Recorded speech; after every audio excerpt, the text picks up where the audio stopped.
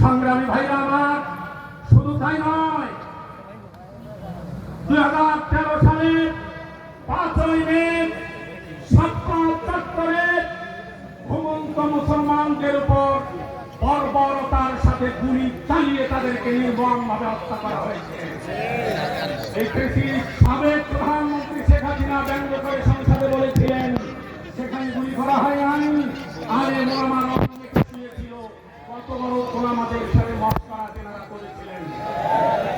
সংগ্রামী ভাইরা আমার, ছাত্র আন্দোলনে যে সকল ভাই এই ফ্যাসিস্ট সরকারের উৎখাতের জন্য আন্দোলন করেছে, সংগ্রাম করেছে, সর্বস্তরের জনসাধারণ সকল দল মত মিলে এই ফ্যাসিস্ট সরকার থেকে পালাতে বাধ্য করেছে। আমরা তাদেরকে এই সমাবেশ থেকে আবার মোবারকবাদ জানাই। সংগ্রামী ভাইরা আমার, তাদের অপরাধের পাল্লা এতটাই ভারী হয়েছিল যে পরনের কাপড় টুকু ছাড়া এক খণ্ড কাপড় নেওয়া, দুপুরের রান্না করা টুকু খাবার সুযোগ হয় নাই।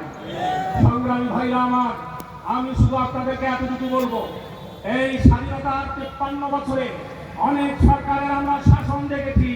আমরা শান্তির আশায় এক সরকারকে ক্ষমতায় বসিয়েছি, লক্ষ্য ছিল শান্তি, কিন্তু শান্তি আসে নাই। কারণ শুধু নেতার পরিবর্তন হলে হবে না, নীতির পরিবর্তন দরকার। পর্যন্ত যদি এরকম সরকার পরিবর্তন হয়, নেতার পরিবর্তন হয়, বাংলার জনগণের তকদিরের পরিবর্তন সম্ভব নয়। কারণ আপনি তেঁতুল